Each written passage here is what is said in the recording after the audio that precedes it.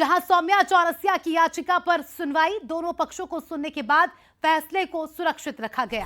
फैसला आने तक याचिकाकर्ताओं को अंतरिम राहत मिली। 13 जनवरी को याचिका पर फैसला सुनाया जाएगा।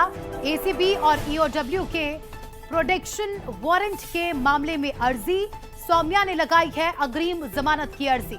शराब घोटाले मामले में ईडी ने किया है सौम्या को गिरफ्तार। जस्टिस अरविंद कुमार वर्मा की सिंगल बेंच में सुनवाई पूरी हो चुकी है। फैसला फिलहाल सुरक्षित है।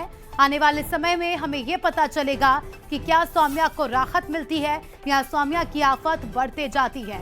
तो शराब घोटाले में सौम्या चौरसिया का नाम उस हॉट लिस्ट में था जिसमें तमाम ऑफिसर्स के नाम थे जो डायरेक्टली या इनडायरेक्टली इस घोटाले में शामिल थे, जिन्हें इस घोटाले की रकम, देखिए बकायदा परसेंटेज मिलता था। करोड़ों का शराब घोटाला छत्तीसगढ़ में।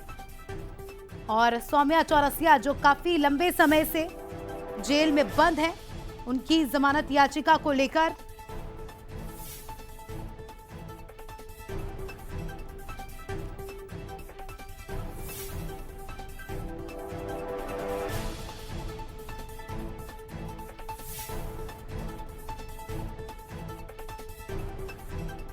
पर फैसला सुनाया जाएगा। आपको बता दें कि सौम्या चौरसिया को राहत मिलती है या सौम्या चौरसिया को अभी कुछ समय और जेल में काटना होगा।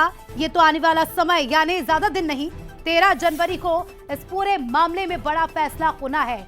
शराब घोटाले के मामले में ईडी ने सौम्या चौरसिया को गिरफ्तार किया है और 13 तारीख को उनकी जमानत याचिका पर सुनवाई होगी।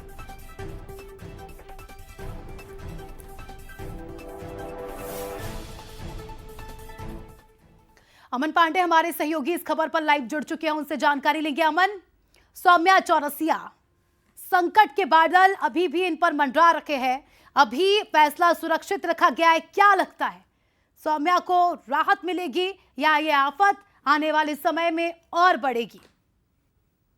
देखिए स्मिता, जो भी होगा वो तो कोर्ट का फैसला सार्वजनिक होने के बाद ही होगा, लेकिन बहरहाल उनकी किस्मत जो है वो कोर्ट के आदेश की जो कॉपी है उसमें कैद हो चुकी है और वो जो है 13 तारीख को यानी कि 5 दिन के बाद सार्वजनिक की जाएगी। सबसे बड़ी बात यह है कि 13 तारीख को ही शराब घोटाले में ईओडब्ल्यू और एसीबी का ट्रायल भी शुरू होने वाला है, यानी कि जिस दिन ये फैसला सार्वजनिक किया जाएगा उसी दिन से ट्रायल भी शुरू हो जाएगा। तो ऐसे में लगता तो नहीं कि उनकी मुश्किलें जो है वो फिलहाल कम होने वाली हैं, लेकिन जो स्थिति अभी देखने को मिल रही है उसमें लगातार 3 दिनों तक इस जमानत याचिका पर सुनवाई हुई है। अलग अलग पक्षों को सुना गया है, सभी तर्क वहां पर रखे गए हैं और उसके बाद जो सिंगल बेंच है जस्टिस अरविंद वर्मा की, उसने इस फैसले को सुरक्षित रख लिया। फिलहाल उस पर सस्पेंस बरकरार है कि जिस तरह से फैसले को 13 तारीख तक के लिए रिजर्व रख दिया गया, तो ऐसे में 13 तारीख को ही इस पर से खुलासा हो पाएगा कि आखिर जो फैसला है वो क्या कहता है और वो किसके पक्ष में है। लेकिन जिस तरह से 13 तारीख को ही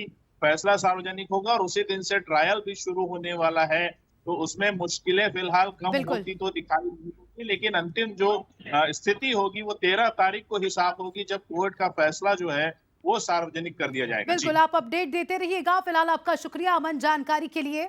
अब